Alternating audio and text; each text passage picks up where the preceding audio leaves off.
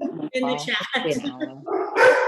Okay, no, that one. Well, that's perfect. All right. Good morning, everyone, and welcome to the April edition of Let's Talk Luxury with Industry Leaders, where we get to spend some time with and learn from some of the leading It's actually, I spent $200 a month to be part of and I would love it at this point if Like, everyone could mute themselves. That would be spectacular. Thank you. All righty. As the global director of KWRI Sports and Entertainment, Jordan Stuart leads an international real estate division that collectively closes, get ready for this, over 13 billion in real estate transactions on a rolling yearly basis. That is awesome.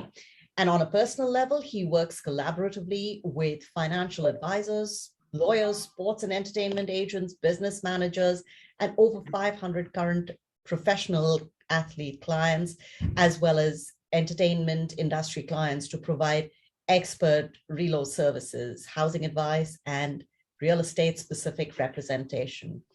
His team, Next Move Nations Capital of Keller Williams, is the official real estate partner of DC United, an MLS team. Now, does anyone, this is not our MLS, this is Major League Soccer team.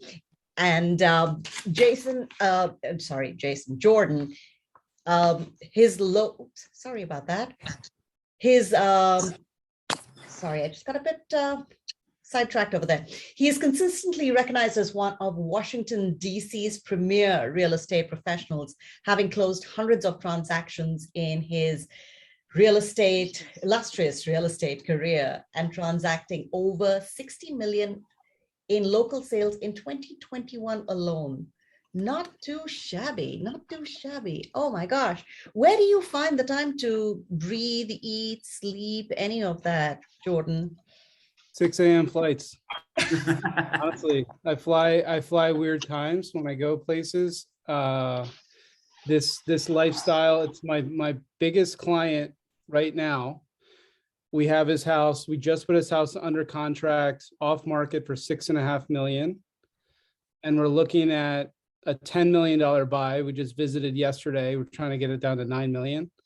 But so he's great. That's going to be hopefully 15, 16 million in closed transactions from one client in one day. So but I've learned from him that he calls me every night. Get this. We have a standing call every night at 11:45 p.m. So it's not fun. Like, we just can't sleep. And I know as realtors, we don't sleep, but I specifically don't sleep. And I need to exercise and eat right, because I'm not going to be here very much longer as a 39-year-old man with 3 kids. It's not going to work for me if I don't kind of get a little bit more work-life balance. So, amen. there's no right answer. There's no good answer for it. It's like, if you want to sleep, this isn't the right business for you, for anybody. So, I don't know. I like to work from home. So I work from home a lot and get to see my family in that capacity, and kind of delegate some of the activities to my team, and I pay them accordingly. So my team, one of my team agents today, we did a distribution on a deal, and she was like, I think you paid me too much money on this split. And I was like, that deal would never have happened if you didn't drive around a couple times. So you deserve every dollar that you just got paid out in that disbursement from the admin. And she's like, I'll literally go drive anywhere you want, Jordan, because this is super generous and you keep people happy. And that's kind of, my philosophy on things. It's a community, it's a tribe. It's who's ever at your table with you. It's everybody's working together. Nobody's trying to take advantage of anybody else's time, because that's all we have. So awesome, Jordan. Question for you. So what is KW Sports and Entertainment, and how did it come to be? Yeah. And by the way, Jason, I have plenty of time here. So I said 30 minutes, but if we go over, don't worry about looking at the clock. Thank you. It's flexible. Yeah. Thank you. I'm That's sure why there's you're some not questions I'll sleeping. talk here. forever. Yeah, I'll talk forever. So That's awesome because we've got so many questions for you. good. Yeah. Good. I got my phone here. I'm meeting. It's baseball season started, so it's like it's nonstop to set up tours and get NBA guys out of their houses that aren't making the playoffs too. So, what is KW Sports and Entertainment? Good question, Jason. As you've probably seen in the news, and I'm not going to talk about our competition. This is a recorded line, so I'm going to be careful about what I say and a lot of different things in this call, but there are some niche types of groups that I see Denise on my screen. Hi, Denise. It's one of my favorite people in Minnesota. There are some niche real estate groups that basically are saying, we're going to focus our business on sports and entertainment clients exclusively, because we feel like we can cater to that space. We can service a need. We can build generational wealth.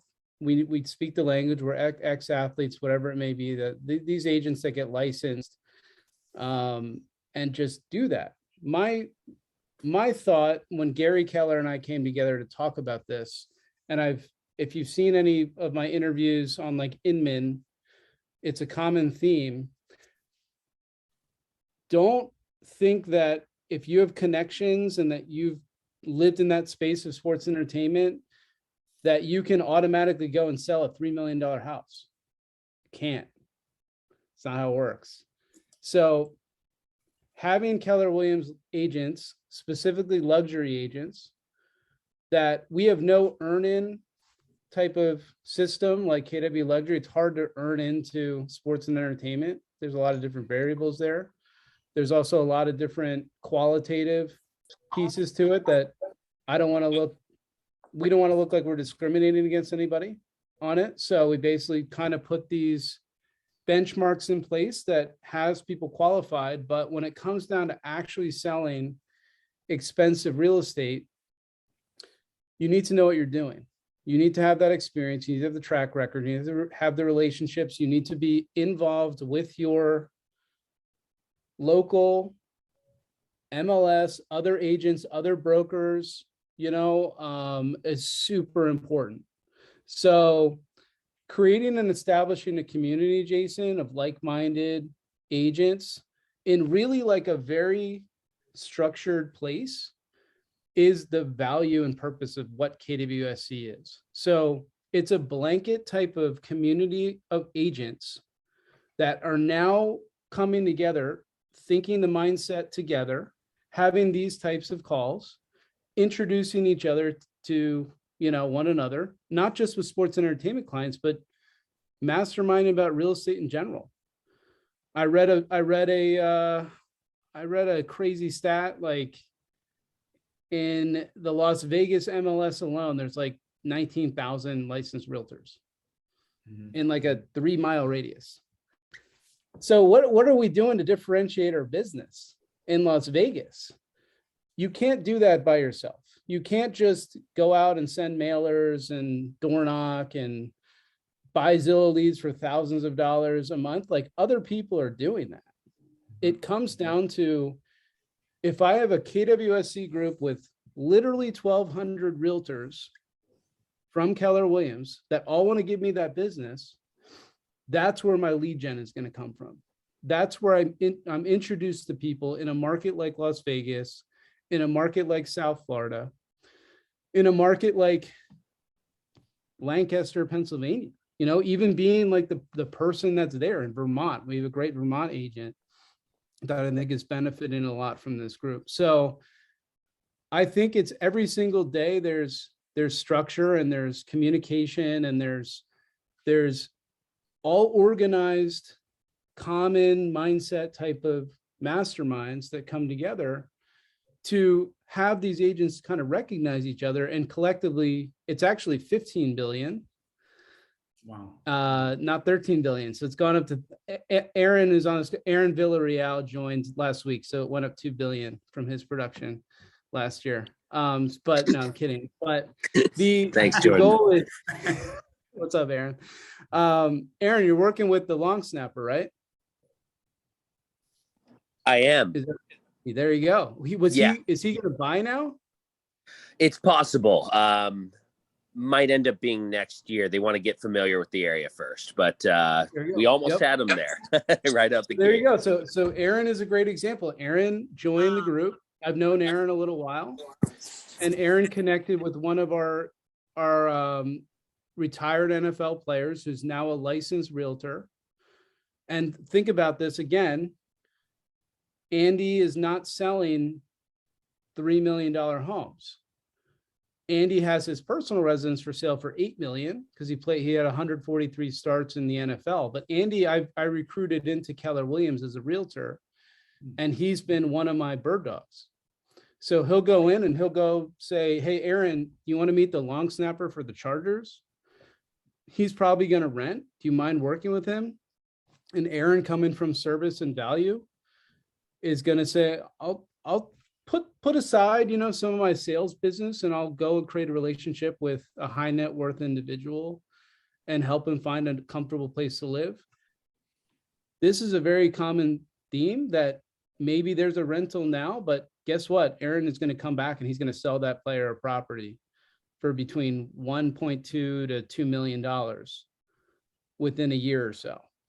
So, and then it's always two sales. It's the buy side, and then you sell that house within 2 to 3 years, because these aren't 10 to 20-year homes. These aren't forever homes. These are, let's be comfortable. Let's get the tax benefit of being a homeowner while we're playing. So we're not paying $10, $20, $30,000 a month in rent, and work with these types of clients that are very transient. So from a sports perspective, that's very common. From an entertainment perspective, we're talking about a lot more investment type of relationships, financial advisors, sports agents, talent agents, business managers, spouses, clients themselves. It's this whole network of people that are now converging into your sphere and building out your lead gen and your focus, and having you be the expert to assist with the housing. So I think, Jason, I answered like nine different questions in that soliloquy right there. So I apologize. Super helpful. I gained so many insights from what you just said. The fact that an athlete is going to be selling in 2 years from now, you have to start maybe with something that's less profitable upfront, maybe a 3-month rental or a year rental, but then you get the loyalty from them, and then you get the listing 2 years later because it's not a forever home. That's another interesting piece of this, huh? It's a whole progression. And I'll use an example here, and I'll use his name because he's a good friend of mine. Denny Avdia. Denny Avdia was a number 9 overall pick for the Washington Wizards 2 seasons ago. Denny's from Israel. He's living with his mom. So his mom moved here from Israel to cook Denny food. Mm-hmm. Denny's 19 years old when he moves here. He's a kid. He's a $4 million a year kid, but he's a kid. So mom comes with him. They want to rent something. So we rented him another Washington Wizards house that wasn't on the team anymore. So he had this nice house local to the arena, convenient, within 20 minutes. Let's rent it. Let's go ahead and get him some furniture. But it's not just Denny, Jason. Denny's the kid. Denny wants to play video games. The most important thing for me with him was that the Wi-Fi was connected the first day so he could play video games against teenagers somewhere else in the US, whoever. But with Denny comes Israeli sports agent who has a lot of players, both here and overseas, US-based sports agent who's become a really good friend of mine. There's a skepticism there because the sports agents are protective, more so than any other industry. I always talk about sports and entertainment real estate is not something you can just sign up to do. It's something you need to basically cut your teeth on and do it correctly, because if you do one wrong thing in this space, if you pay the wrong person illegally, if you ignore the wrong person, if you speak to the wrong person, you're done. I mean, you can lose your license. I pitch this a lot when I'm talking about orientation and things. So it's like a junkyard dog mentality, almost like it's a luxury space, but you also have to be really, really have your guard up and kind of protect the identity of your clients and everybody associated with them, because you're in charge. So sports agent, financial advisor, other sports agent, parents, teammates, because Denny's going and he's telling his teammates about what a good experience he's had. So fans, I get business from fans of the Wizards because he posts about working with me. So it's like he rents, but now Denny's into his third season, right, Jason, with the Wizards. He's thinking about it. I haven't gotten traded yet. He was on the trade block for the while. The Wizards have done a lot of different moves. I have to pay attention to all this, by the way. He's not getting traded. Sorry to interrupt. Is that a requisite to be in this space, that you have to know what's going on in the sports world You're going to be following players. You're going to be following. It's a different mindset. So I grew up a Philly guy. I'm from Philly. I'm like blue collar when it comes to some stuff, like a rough around the edges. So I grew up a diehard Philly sports fan. You know, I was in high school. I was in the vet, you know, you see all the stories from sitting in the upper levels of Veterans Stadium. Not a fun place to be if you're trying to bring your kid to a game. But I was one of the people making sure everybody was not having fun with their kids. But I don't follow, like, I support teams right now, but when you get into this space, you support the path of the player. It becomes like I basically support anybody that I know at a personal level, which is a lot of different players. I know what's going on in their personal life. I had a Washington Capitals player. We went to IKEA, Jason, because he needed furniture. Good player, top 6 guy. So in hockey, you have, if you're a forward, you have 2 lines. There's 4 lines total. If you're in the top 2 lines, that's where you want to be. It's called a top 6 player. So he was a top 6 player, young guy, 23. Went to IKEA to furnish his first apartment. You've been to IKEA, Jason, right? You know what that's like. Jason, when you get your bed from IKEA, do you go and you buy the IKEA mattress for $80? Probably not. Yeah. No, you buy the bed. You buy the bed, but you keep going past the mattress section. I didn't even know they sold mattresses at IKEA, to tell you the truth. This guy decided to buy the IKEA mattress. I said, go on Amazon. Let's get a tufted needle for $600. Why are we getting the $80 mattress? You have a $10 million contract. Let's just get the mattress. I'm going to take it. It's right here. It'll get delivered tomorrow or whatever, $99 delivery. So like, all right, this guy goes 10 games without scoring a goal. He's signed $10 million deal to score goals, right? So he texts me. He's like, man, this mattress is killing me.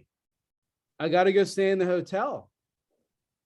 I can't sleep. Like, my back hurts. This is awful. I was like, Jacob, I told you, don't buy the IKEA mattress. Didn't I tell you that? Go on Amazon right now.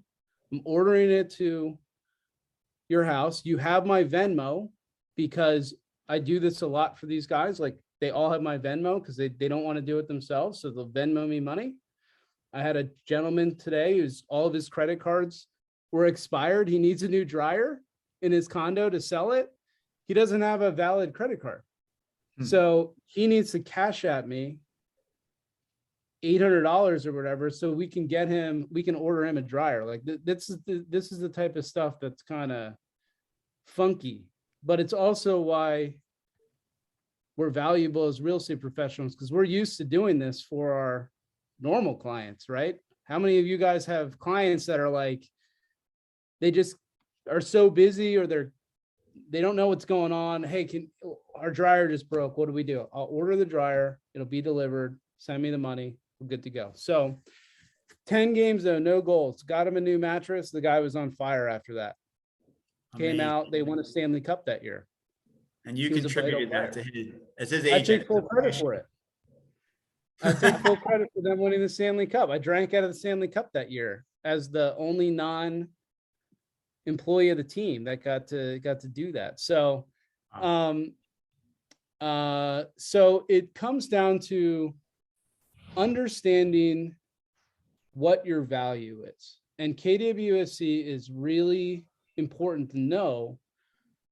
We can sell real estate. That's our responsibility. But we need to take it to this next level when we're talking about the actual clients that we service in order to focus on that like specific piece that separates you from the pack. And I think as a luxury agent, it's so competitive. How are you separating yourself from everybody else? Like, what even defines a luxury agent? It would be my question. I think it's customer service and understanding your market. Concierge level is what I'm hearing you say. Concierge, next level service. Like if this is an ordinary service in the sports and entertainment field, you have to deliver way up here. You're almost a valet for this athlete that goes so far beyond real estate, and you have to be prepared to do so. 11:45 p.m. calls every night with the client.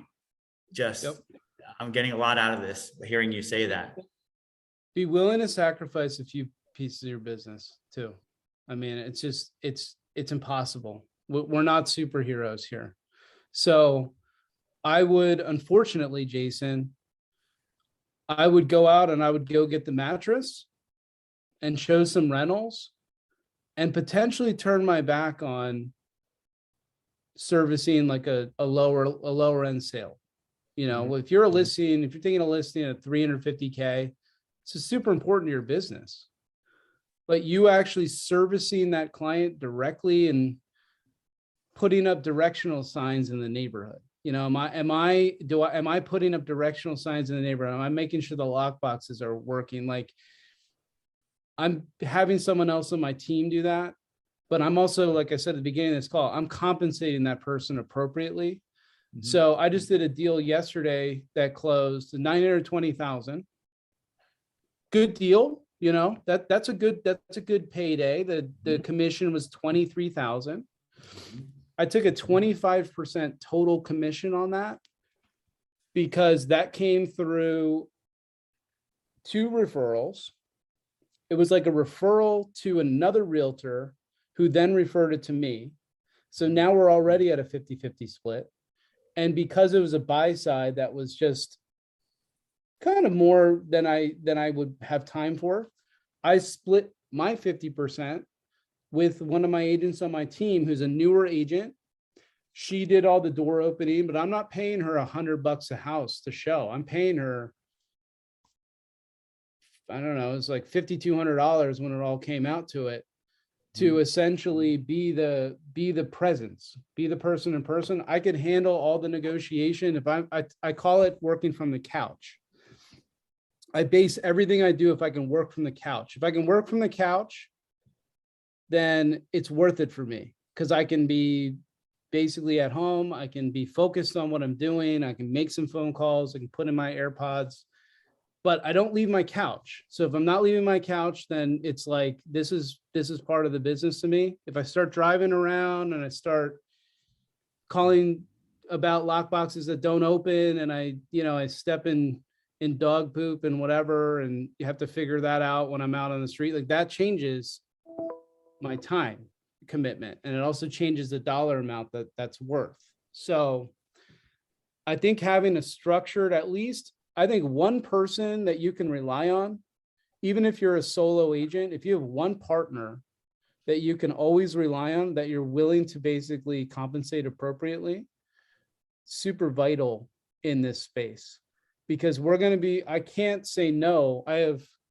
My phone just buzzed. I have Nelson Cruz coming in this weekend to look at $30,000 a month properties. Nelson Cruz has led the major leagues in home runs since 2014. He's new on the Nationals. He's never lived here in DC. He needs 5 bedrooms. I need to work with him directly. That's a Jordan job. But I have a listing that's going on the market on Friday. It's $475,000. Also will get a ton of interest, detached home, military family, wonderful people. But I need to have a reliable agent that's going to give 100% effort to ensure that that listing gets all of the attention that it deserves. So there's a trade-off there. I may make $0 with Nelson Cruz showing $30,000 a month properties. There may be no commission on those because I'm going into my wealthy sphere. I call it the bachelor houses. So I go into the bachelor houses that are 5 million and up, that I know the owners are just usually single men for baseball players, just to be completely honest. Those are the type of houses that appeal to the wealthy athlete. And I say, you know, will you move out of your house for 6 months? You can get 30,000 a month. Go live in one of your other homes. And on this important. So it's and now I'm communicating, Jason, with the $5 million homeowner directly.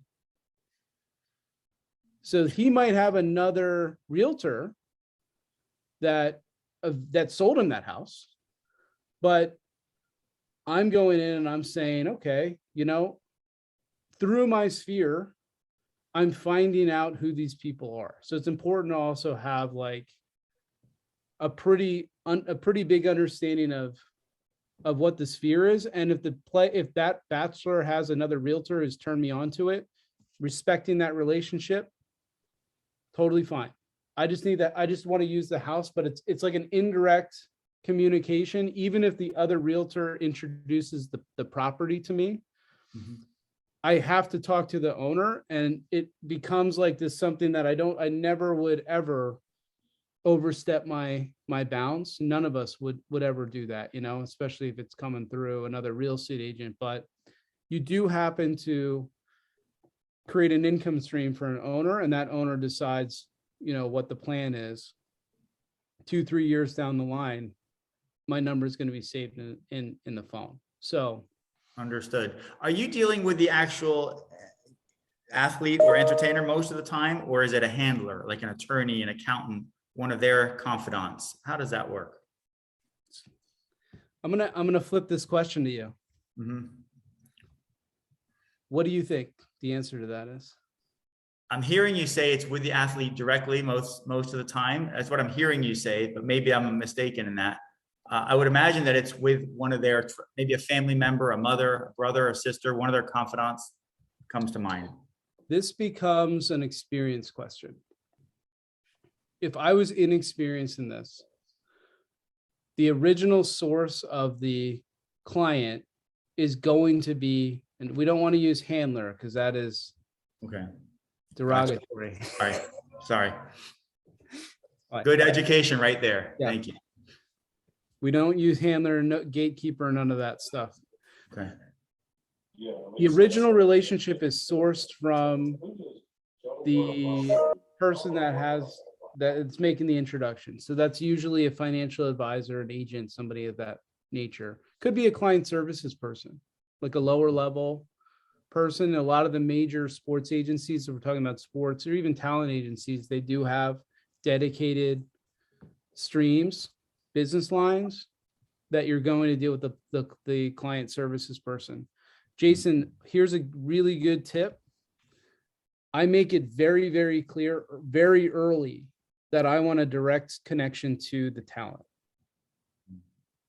I don't want to middleman it.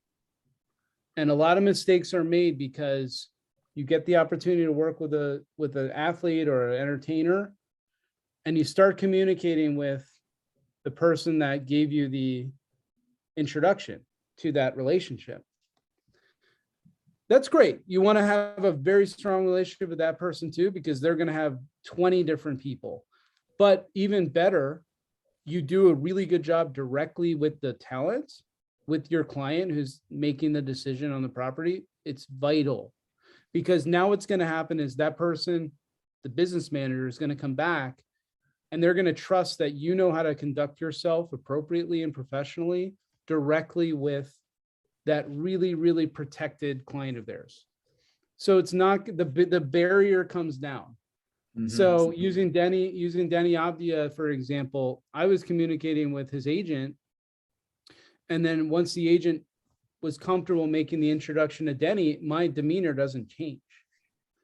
It's very professional. We stay in our lane.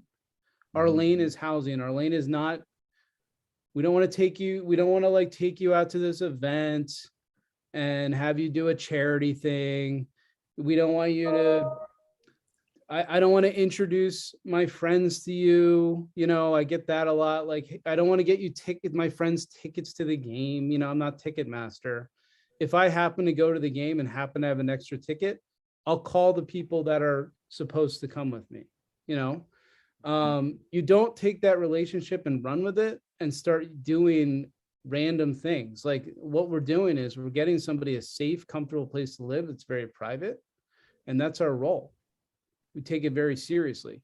All the ancillaries, I'm not out here getting you marketing deals. Like, what are we talking about here? So it's establishing rapport with the business manager, the financial advisor. That's going to be your pipeline.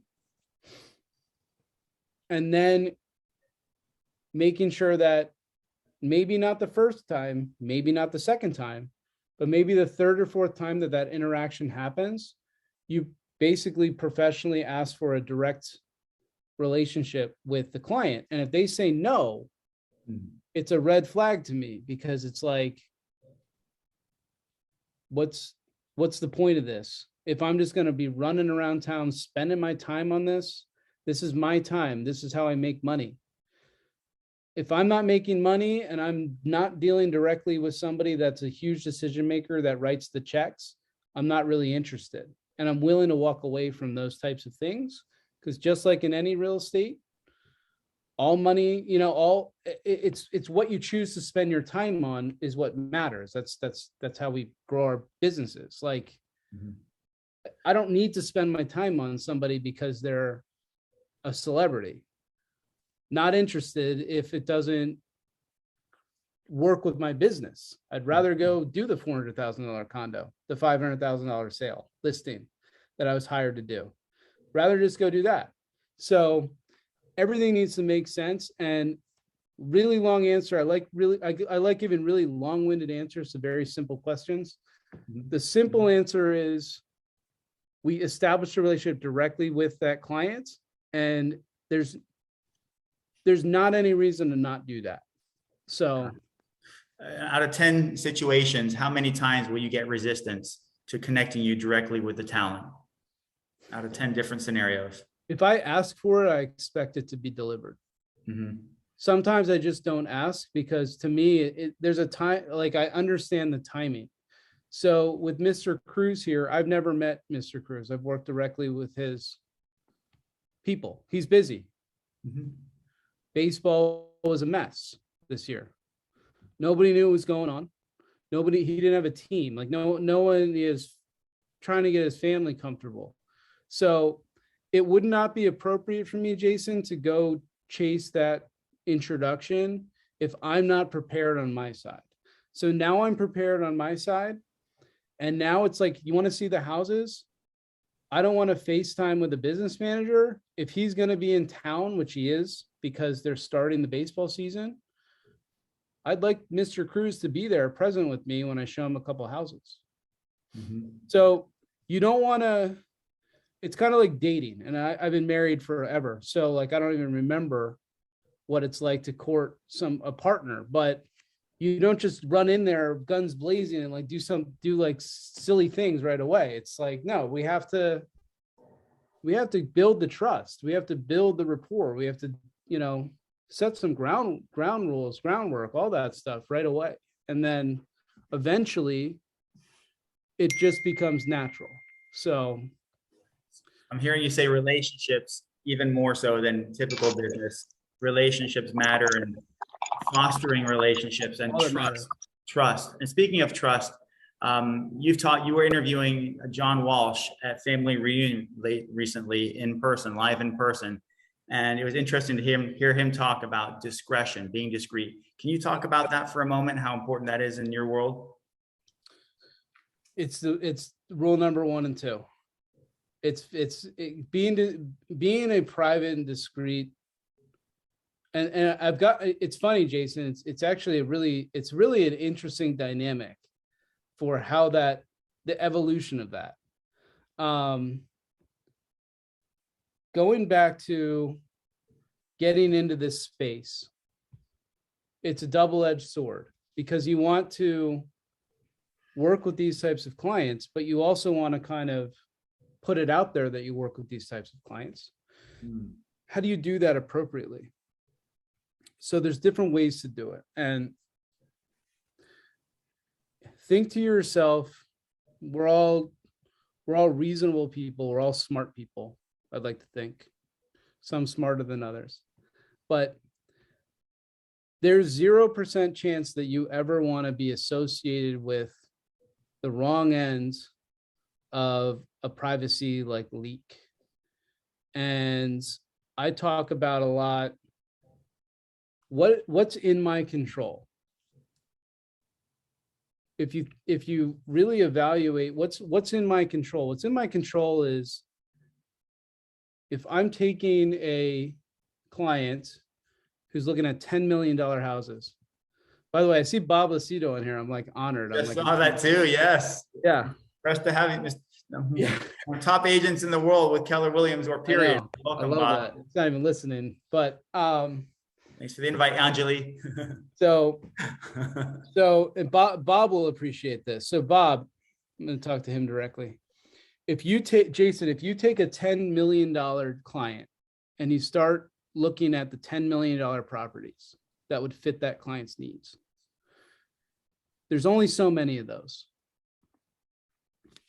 On market, off market, whatever it may be. So the key in trading, as you probably know, the key in trading expensive real estate is the best real estate that's traded at that level is all not available to the public.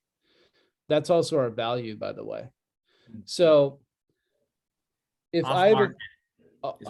off market, the word you said trading, you know don't it's hear available. $300,000 houses. You don't hear the word traded. That one traded for 4 million. Yeah. Or 10, 15 million. Traded is a word I hear that lexicon. In every expensive house that I know here in DC is always for sale. It's like there could be a ton. I mean, I was this one yesterday. They're putting the pool in, but it's for sale. It's like, why are you guys spending $1 million on a pool that you're working on actively, and then it's like this house is actually for sale, but we'll finish the pool. It's like, okay, that's kind of counterintuitive, but there's a lot of very wealthy people that haven't traveled a lot in 2 years that put their money into their homes and are now understanding that if you have a really nice piece of property, it's worth a lot. So we here in DC, if you have like a big plot of land anywhere inside the Beltway, we have a Beltway here, 495.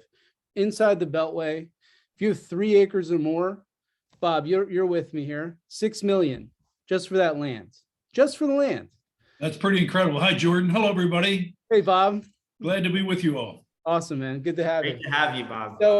So if you have this incredible piece of property, 6 million. So let's go find those because a lot of my wealthy clients are going to be looking at privacy. So privacy is acreage, usable acreage.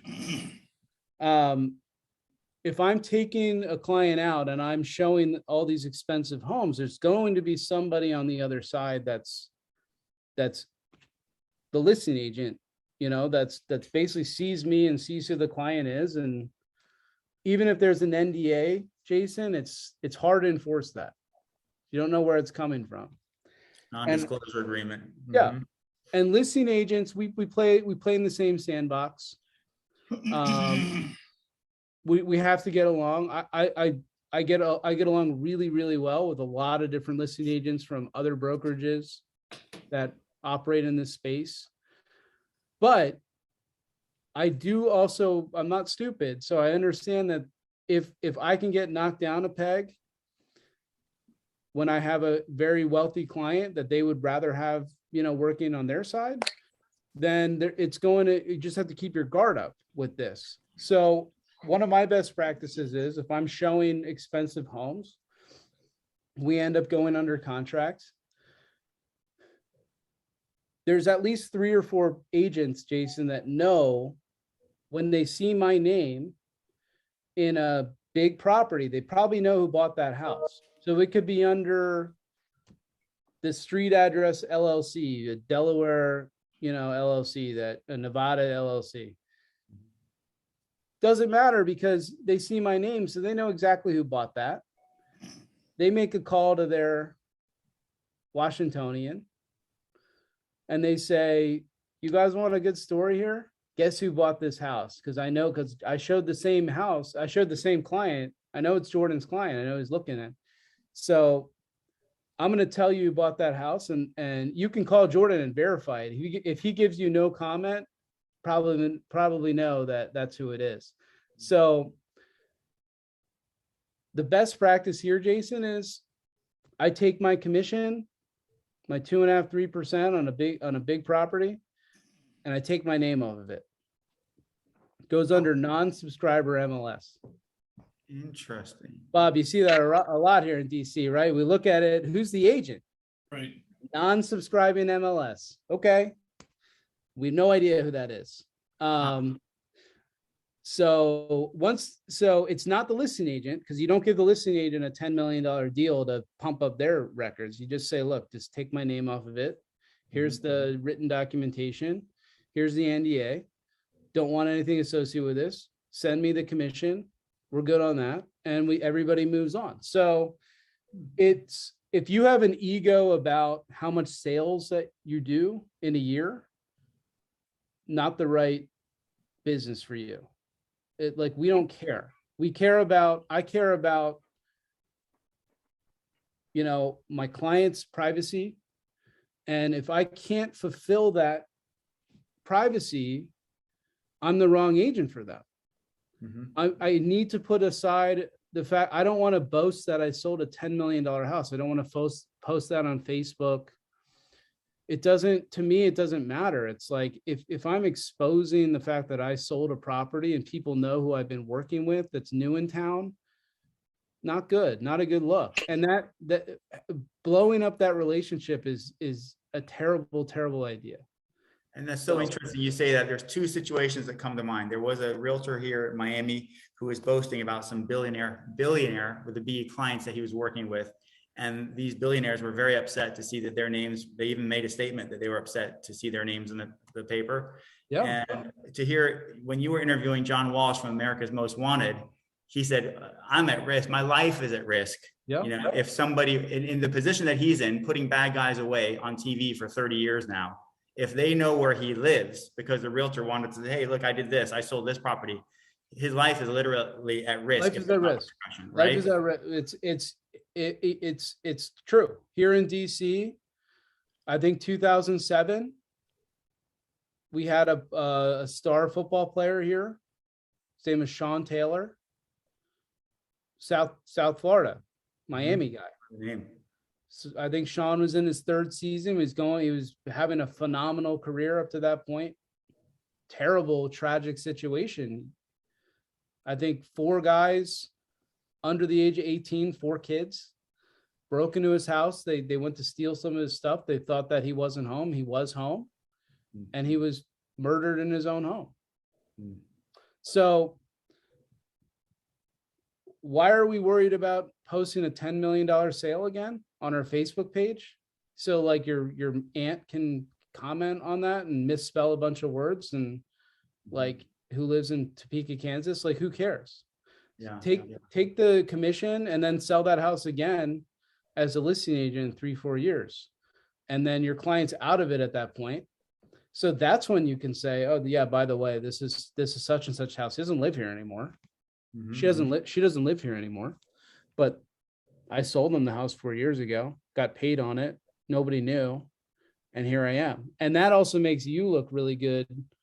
And if you want to attract luxury clients, if you want to go into the country club and get a few people and put your name in that different stratosphere of real estate, like, this is the direction that you go.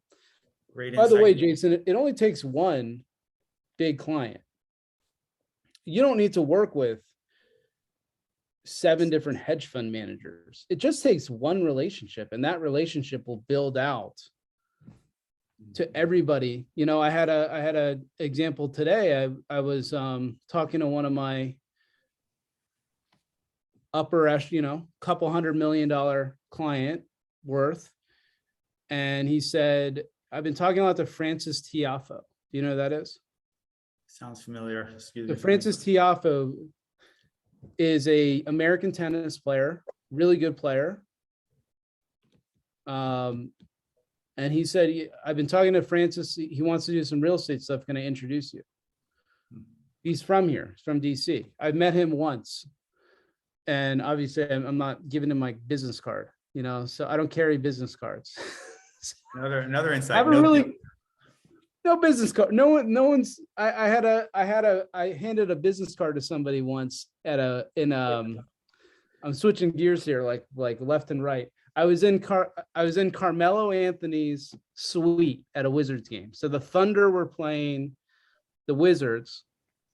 Carmelo's from Baltimore.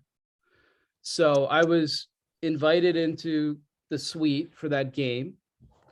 Got to be with that group of people, all of Carmelo's family and managers, and got to see him after the game with, Russell Westbrook, Paul George were on that team.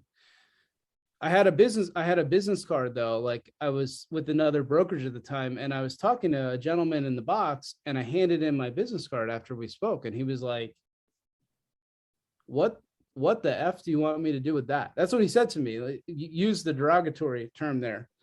But I was so like shocked. I didn't even know what to say. I felt so like stupid that we're not conducting business like that with these types of clients. It's how do you create an authentic relationship?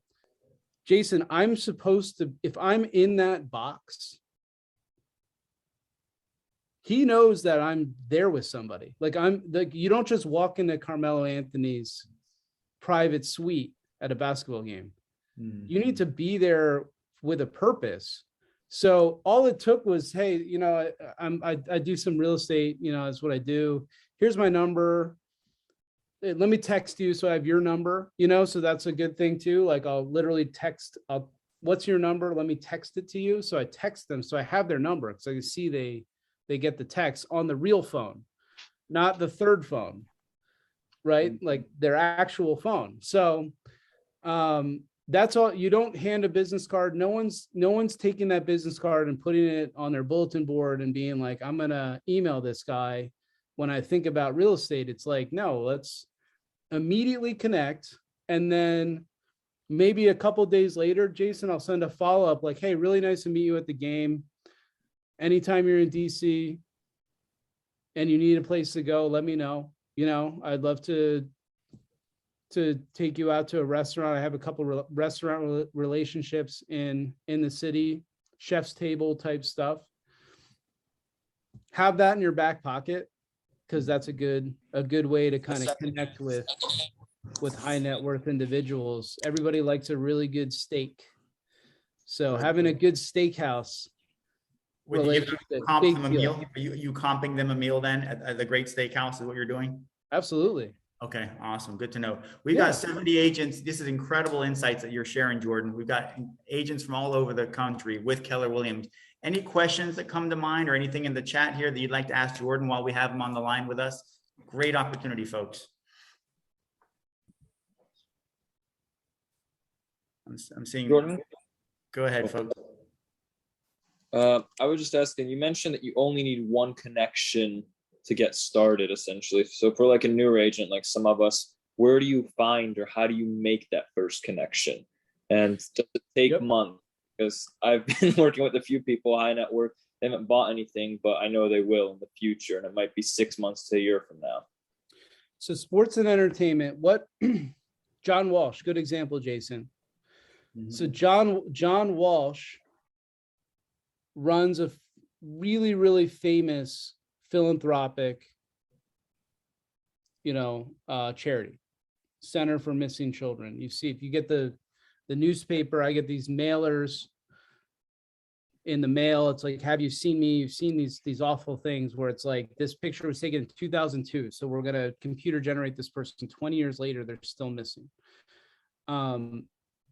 and this is Zoltan. Yes. I like to address people by their who's asking a question. Zoltan, I would get in a philanthropic or charity event that you are interested in supporting. Do a small sponsorship to get into the room. The people that go to these events are really, really good people. And they're also very successful people that probably are pillars of your community, that are buying in your community, wherever you're located. So getting into the mix of charities and philanthropic black tie events, the things that you get your picture taken for the magazine, all that stuff, I would look to see where those are going. And a lot of the teams, if you want to talk sports, a lot of the teams have their own events, and it's not $10,000 a table. Like, you could do that, but I wouldn't recommend it.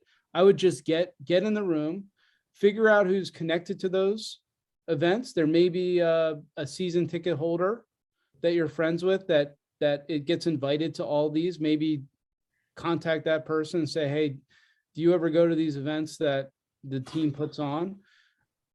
Just that room alone is going to have a lot of heavy hitters in it.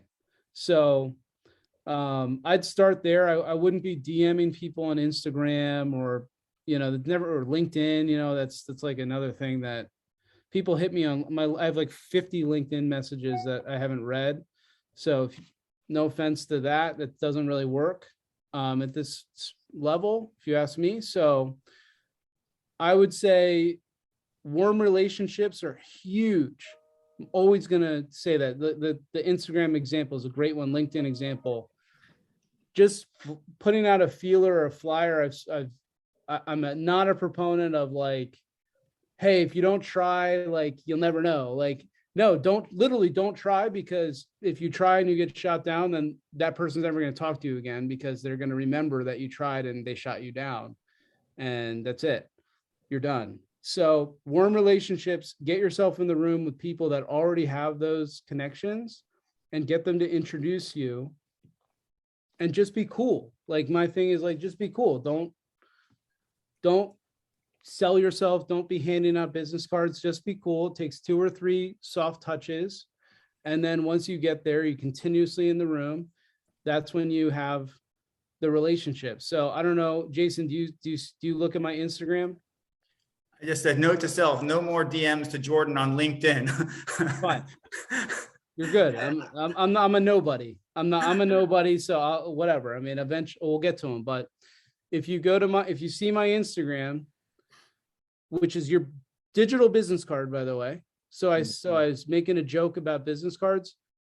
It actually is very important that maybe not the DMs of LinkedIn, have that profile though in order, and have the Instagram in order too, because those are public facing, and don't be posting crazy things or whatever. Keep it simple, vanilla. If you look at I think my latest post is a rapper named Yo Gotti, who's a client of mine here. And it took me 5 or 6 interactions with him to have him come up to me and start talking about real estate. So, and we're cool. And it's always like, we're good now. But it's not like when I first met him, I didn't come firing out of the gate and say, hey, I'm the sports and entertainment realtor. What can I do for you? Like, he would look at me and say, I'm way too busy. I don't even know who you are. And just because you're here doesn't make me any interested to like get to know you at all. So take your time, show up at a couple events. Zoltan, if you're seen in the room like 2 or 3 times with the same people, eventually people will say that person belongs here. I'm curious about what they do. They'll engage with you in a conversation. You keep it cool. And then you basically have an organic type of soft touch. So. Awesome Thank question. you. Awesome question. Thanks for that answer, Jordan. Any other questions for Jordan while we have him here with us? Louise has a question. Thank you, Anjali. Thank you for the opportunity. Jordan, I'm sure you have a bevy of amazing stories. I'm curious to know what is top of mind for you in terms of successes, and I'm because we feel, I know a lot of us here feel personal satisfaction when we're able to make the best fit. And then my other question was kind of backed onto Zoltan's. What was your introduction into this world of entertainment? That's a loaded question. Good question, Louise. Louise in Palm Beach. Good question. I can keep going, by the way. So, okay. Let's bring this back to Keller Williams Sports and Entertainment, Louise. So I operated for a long time just as like kind of just doing this on my own and sacrificed. It's a different track. So it's like I sacrificed probably being a consistently performing agent, and that's great. But like I said, I'm 39. I feel like I have a long time in this business. So I wasn't just looking at year by year, and I was looking at this industry as a whole and seeing all the changes going on. You have Zillow coming in, you have EXP coming in, you have EXP didn't exist a couple of years ago, and now all of a sudden we're worried about these guys. Like, first of all, I don't care. I'm not worried about them at all. But the point is, there's like a new shiny thing every year, it seems like, in real estate. And as you listen to Jason Abrams, who's one of my mentors and longtime friends, he'll talk about this. He'll say there's 10,000 different people that are looking to end your business or do it cheaper or do it leaner or do it virtually, like it's all the time. So to answer your first question, what's like the most fulfilling thing with this? It's not the clients I'm working with. It's essentially this building a community of like-minded agents that we can trust each other, and we happen to have a centralized mindset around sports and entertainment and opportunities within that space. And the examples of what's happening in that is going to be unbelievably valuable with the resources and backing of this company, Keller Williams. So I am humbled by, always humbled by celebrity clients that I work with. It's great. Some of it's more frustrating than others. Some of it's like a waste of time. Other thing is like a surprise. This is amazing. But I think building this out within this company and having agents be part of this community, and we actually have some really, really exciting opportunities on the horizon. I have a call again with a very, very, probably one of the most famous people in the world tomorrow. So I'm not going to tell you who that is, but it's going to be a crazy relationship if this comes together for our group. But I like collaboration. I love getting ideas. I love when other agents bring opportunities and different ideas and different thoughts to what we can do together and just make each other better. And it does actually bring business. This does make money. So, and it's protective. So we're protecting each other. We're shielding all the other noise of all the nonsense going around it. And we don't care about that. Like, I don't pay attention to that. I focus on what's in front of me and who's with me. So that's, again, probably a terrible answer to your question. It didn't answer it at all, but no, I thought it was great. Like, cool. you have a genuine interest in doing it. And what I took from that is collectively we're able to accomplish more than individually. 1 + 1 + 3. Yes. 1 + 1 = 3. Always. Love it. Yep, love it. And it's also, I love being at Keller Williams. I would never be at a boutique brokerage. I'd never go to Side or whatever that is. Like, why would I do that? That's so little. We have so many resources. Like, why not be at a company with 170,000 licensed agents? Mm-hmm. It's like, that makes sense. I could get 170,000 different people that would talk to me about doing business together. Like, that's cool. Not just the quantity, but that we share the same culture. Everything. That's exactly what these segments are within Keller Williams. I think it's that, and my segment particularly has kind of really jumped on that piece. Who's ever in this? I know there's a lot of KWSC agents in this group, which I'm excited about seeing. So, so the second question: how did I get started in this? The sports and entertainment. Like Zoltan asked you, how does he get started? What was your breaking moment? It's a very easy answer. It wasn't a $5 million listing. I'll tell you that. I used to be a part-time agent, Louis. So I was in management consulting out of college. My dad wanted me to do that. Didn't even think about sports real estate. It made no sense. Like I wasn't even a real estate agent. I was a management consulting with a company called Accenture out of college, and did that for a bunch of years, got my real estate license part-time, started dabbling in it, realized that there was a value in making $9,000 a year on the side. I thought it was amazing. I sold like 2 houses my first year. And I was like, wow, I just made $9,000 as a 24-year-old. That's unbelievable. Right. So no, sorry, not 20. I was like 29. My wife went back to grad school as a physical therapist, quit her job full-time, 3 years. Her dad was like, we're not paying for this. You guys are about to get married. Jordan, you deal with this. $130,000 student loan. Sure, we've all been there. I was about to marry my wife. I'm like, this is crazy. I'm going to pay this off in 40 years. What am I going to, I'm not going to do this on a $75,000 a year. Jordan, was that like a reverse dowry? What's that? Is that like a reverse dowry? I don't know what it was. The dowry is usually the money that the brides, that was like a reverse dowry. My wife graduated from Duke, and so her dad spent a lot of money on college, and he was not happy about George Washington doctorate program. So I started part-time. I had a client that had a rental listing that he wanted to list in Arlington, Virginia. So Arlington, Virginia is a bedroom community of Washington, D.C.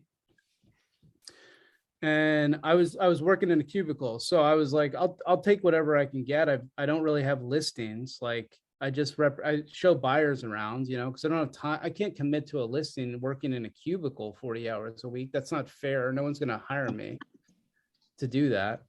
So I was like, I'll do this rental listing. It was like $1,000 I was going to make off of it, but I could put it in Zillow Rentals and just sit there on my computer, and people email me, right, Louise? And maybe one of them will want to be a buyer. And I'm sitting there in a cubicle, like doing testing for Accenture. Don't tell Accenture, they might come back at me and try to, file a suit that I was doing real estate stuff in the cubicle. But I got an email. This is like 2016. So I got an email, and it was like, can I rent this apartment furnished for 6 months? That was the email. And first of all, rentals in real estate is a 4-letter word as it is. No one wants to be doing a rental for $1,000. But I looked at this email. I didn't recognize it. It was like some weird email address. I responded. And I was like, are you a student in like a local, like an undergrad? Like, why do you want to do a furnished rental for 6 months? Like it's vacant. So no. And it's a year minimum lease. And I was kind of curt with this email. This guy responds and he goes, I'm a rookie on the Washington Capitals. My parents are divorced. The veterans don't want me. He didn't say all this name, but I called him. He's like, I'm working on Washington Capitals. I need a place. So I called the guy, and I was like, doesn't somebody do this for you? Like, why are you looking on Zillow for an apartment? And there's probably people on this call, I bet you Mr. Lucido on this call has had this. You get calls off of Zillow from athletes that are like, I want to buy this house. Are you the listing agent? It's like, no. I that's not how it works. I like pay for Zillow, and they call me. And if you want to buy it, we can talk about it. But in this case, I was a listing agent because it's a Zillow rental. They like list the contact information of the person for rentals. It's not a sale. It's like, even Zillow people don't want the rentals to represent. They're not interested. So I found out, Louise, that the Washington Capitals don't care about housing placement. It's not in their scope. They're worried about winning Stanley Cups. They pay their players a lot of money, and their players need to figure it out. And usually they have somebody that helps them, but once in a while, the players themselves just look at apartments on Zillow. So that was my ground zero. I helped him out. I furnished the entire place for him, figured it out. I was working in a cubicle, like I mentioned, so I didn't really have time to do this, but I thought it was cool. Like, I was like, this guy needs help. This is neat. And I actually lost a ton of money on it for all the transportation and focusing on this versus other things, like I mentioned. And it turned out that one relationship started this whole chapter of, now I'm helping this teammate. And then now I know how to do furnished rentals. So now I'm like talking to his agent, and his agent's like, okay, can you help me in other cities? And then I'm meeting retired athletes in the area. So that's another place to go with your expertise as realtor. There's a lot of retired athletes that stay local, or they live there in places like Florida and Vegas, California, New Jersey, here in DC, and they want to invest into investment properties. So if you can kind of get into that space too, again, go into the charity events. At charity events for sports teams, Louise, you meet a lot of retired players that come because they're kind of ambassadors to the team. So they'll come and then they want to talk to you about real estate because they're not playing anymore. They're building real estate portfolios. And that's like a really good connection point too, that you can be a bird dog for anybody. And I look at it as the referral check should go to Jordan SE at. No, what? Thank you. No, I Thank you teach very people. much. I don't need we don't need to do that. So Great question, Louise. Great question, Louise. Yeah. This event is scheduled for an hour, and it's been a little bit over an hour. And Jordan, we can't thank you enough for the time you're giving us. I don't know if there's any other questions. You have a few more minutes for other questions, or fine. I'm in a music studio right now. I don't know if you can see this. So yeah, it looks different. It doesn't look like your typical background right there. It's no, pretty cool. I've come a long way from the cubicle. So. I've got a two-parter, if you don't mind. So I met Jason in Miami. I had a client who's a lifelong friend who's a football player, and he was interested in a place in Miami. I met with Jason. We went to lunch. I was actively looking for a couple months. Nothing materialized. He ended up not buying anything there, renting something in Arizona. But long story short, so I've had this good connection to be able to get introductions to other players around the league in other sports. I've helped some people in New York, LA, Arizona, and but there's still, even with a good connection, I still seem to lose a lot of guys to local agents in other markets that just jump on it quick, are persistent. So I was wondering if you have any advice on how to, even with a good connection into somebody, how to stick that client into staying with you. And then also when you get a client and you're in another market, so you're looking for a referral based transaction, and you team up with somebody you think's capable, they have a good track record. For whatever reason, they drop the ball. They don't, they're late to an appointment. They're not texting back fast enough. And then they lose the client in that new city that you provided that referral to. So is there a good way to vet other agents in other markets?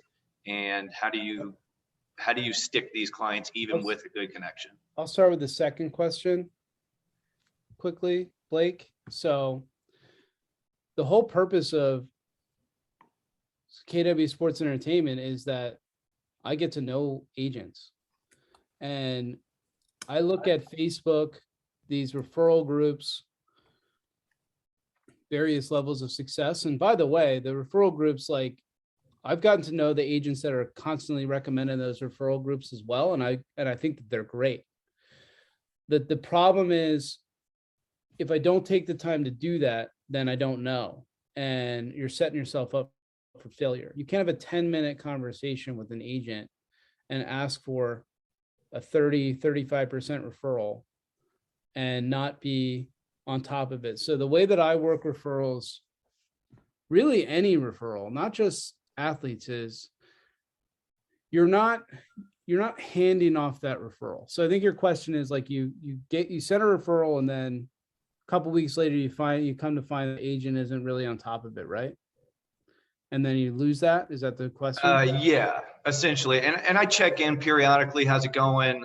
It's going well. You know, we're doing some showings, and then I don't really hear about it until I talk to the athlete later on. I'm like, how was that? And they're like, super easy best practice here. Treat that referral client as your own client and ask for a 50-50 referral. You're not just taking the agent's money though. What you're doing is you're putting yourself on a group text, you as a real estate agent with the referring agent and the client. You talk to the referral agent, you say, all communications go through this group text. Everything.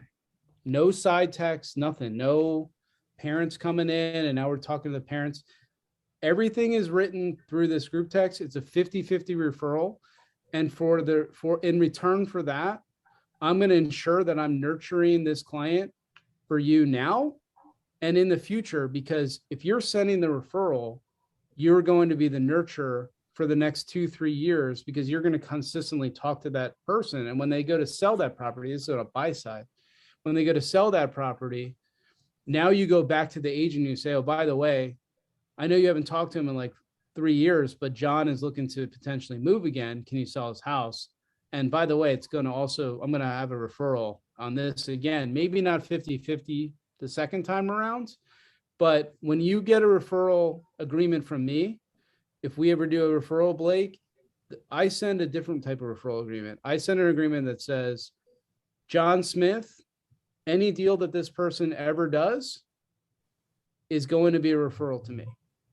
Because what you don't want to happen is that person buys a house and then a year later they sell that same house. It's still your relationship, right? So you need to be involved on all times. You're the trusted person. So I actually learned that tactic through sports and entertainment because my clients are so transient. So it's like, we're not doing a one-time deal. We're doing a deal every time this person's transacting real estate, I want to be involved. So if the agent's not willing to do a 50-50 deal, some agents aren't. They have team splits and everything. You can negotiate that if you want. But I'm going to commit my time and dedicate my time to this client as if they're mine. And I'm going to make sure that you're protected and there's no balls being dropped. And your role is to go show property. My role is to communicate with the client and give them general, specific information because I know that person a lot better. So that's a good place to start if you're having that issue. Be part of the communication and take a little bit of a higher referral. It's not like a scumbag move, at all. So great advice. Yeah. And it's fun. And what's interesting about this too, Blake? Like is Serena still on this call? Bergman? She was here. She said has some great things. Yes, I am. Hey, Serena. Hi. So Serena is awesome. So Serena, if Serena is doing a deal with, are you still looking with Chris? I am. They put it on hold for a couple months just because they had to leave town to go, up north, but they are still looking, hopefully by the summer.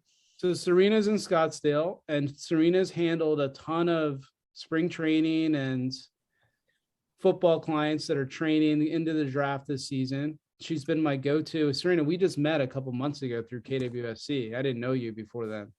Yeah, it's only been a couple months.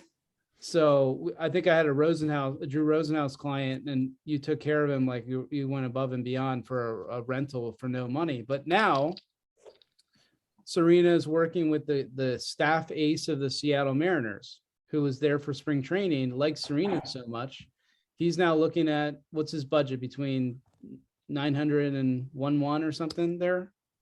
Yeah, and it might even go up in a couple of months to like 1.6. Of course it will. Yeah, up to 2, no problem. He has a $60 million deal coming. So the point is, Serena has earned my trust that she's, if there's other Scottsdale agents on here, you can also earn my trust. And that's, I'm not saying Serena's going to get all the business. There's plenty of business to go around here, but she's going to, I know that she's going to kill it, Blake. She's never going to drop the ball. And if I ever get word that something went a little left in the situation, I'm going to always protect her, by the way, because I have a super authentic relationship with her. And this is why we spend so much time doing this. Jason, this is why I'm still on the call at 12:15, because this is what I care about. It's what I'm passionate about.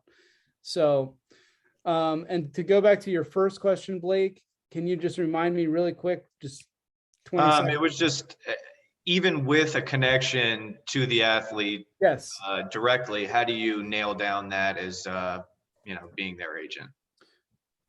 Be proactive. So be proactive. So every client, especially if you're a high net worth client,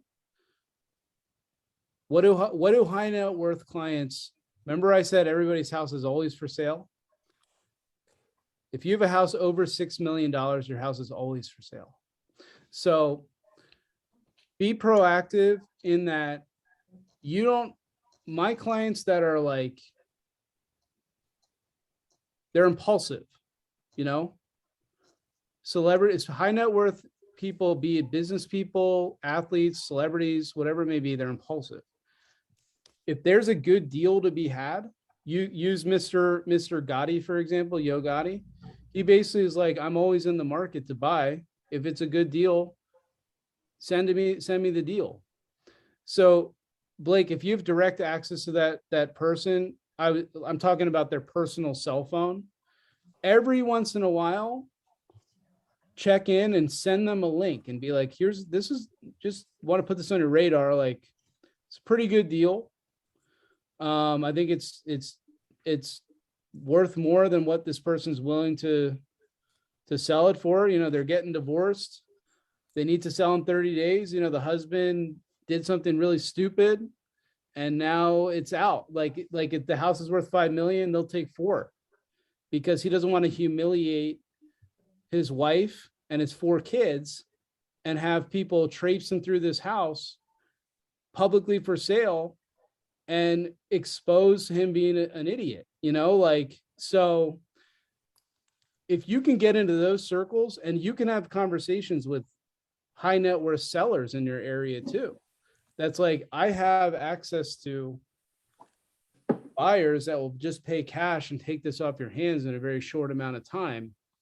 You have to be proactive, and that's your value. So I would always check in with those people. No one's house hunting. Like, unless you're a quarterback that gets traded to DC, like I had Carson Wentz here, he was house hunting. Like, he got traded here, so he's looking to get a place. And he wanted to rent, and then he probably should buy, because if he's on his 3rd team in 3 years, if it doesn't work out here, then his career is probably over. No one's given him a 4th shot in 4 years. It doesn't make any sense. So now it's like, okay, well, let's buy a house that makes sense that you can get out of if you need to. But the point is, you are not going to be hired to just show someone homes because they're in the market. Like, celebrity clients and athletes, they're always in the market. And they're impulsive. And if they see something that they like and you can get a good deal on it, show it to them and say, let me know if you're interested. This might be off market. It might be on market, but I think we can get a good deal on it. What do you think? And always be the buyer's agent without being the exclusive buyer's agent, so that's your value. That's been the tough thing of being the buyer's agent without being the exclusive buyer's agent. We'll talk, we'll converse. I'll send some links. They like, there's no, they're checking their email. So it's all text links. And then a prettier agent will come around and who knows their stuff, nothing against that. Who doesn't want to work with a pretty agent, but I'm not pretty, Blake, and I got no problems competing in that space. So it's your expertise is your value. Great question, Blake. Great question, Blake. And question, just to Blake's point, what impressed me about Blake, if you don't mind, you're from New Orleans, right, Blake?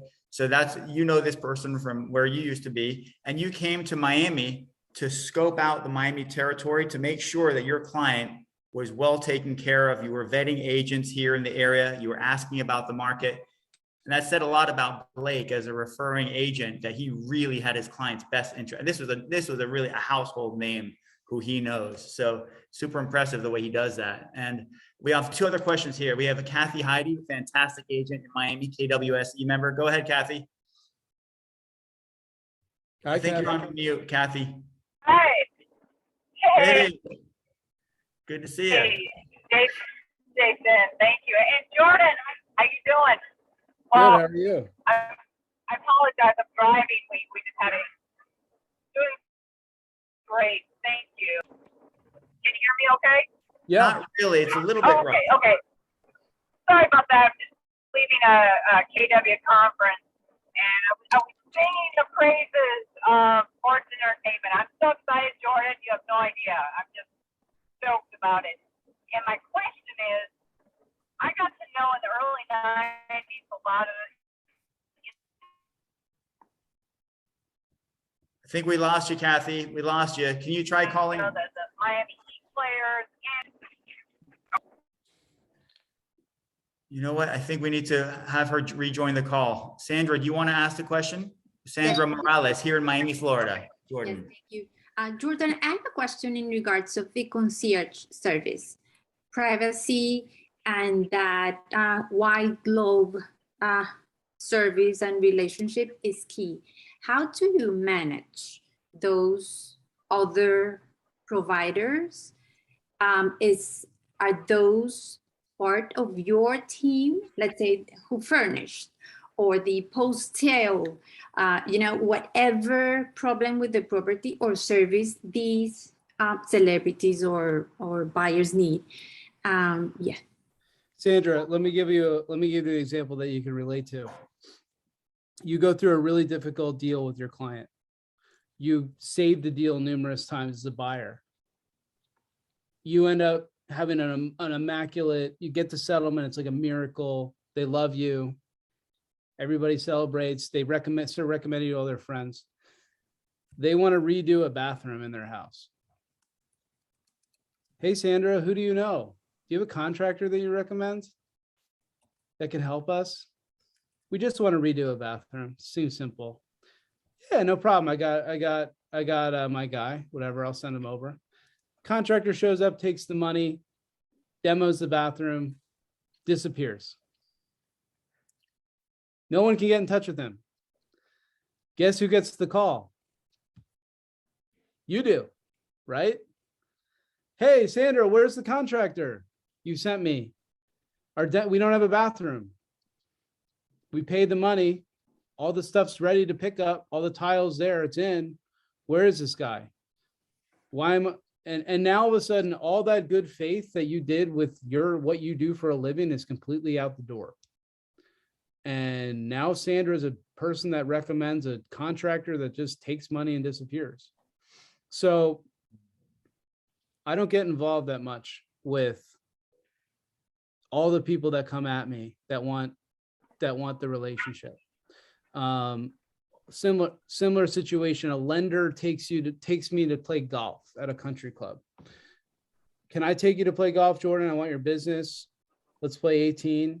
That lender drops the ball because you throw her a deal or him a deal. It's like, why would I do that? I've 3 other lenders that have never failed me. Like, why am I taking a golf outing and now going to give this person my business? I don't have any idea if they can actually perform what they do. So put yourself in the situation where you need to basically vet these people. If you want a custom suit person, make them give you 3. I make my custom suit guys need to give me 3 custom suits before I even ever recommend them. Maybe, I don't know about this, you probably don't have the use for a custom suit, but yeah, I mean, you need to have people prove themselves with the service before we start bringing them into the mix. And if you don't have a relationship, don't even try to find somebody to do it. And there's a lot of different examples of where that can really be tricky. And the biggest one, I think, is childcare.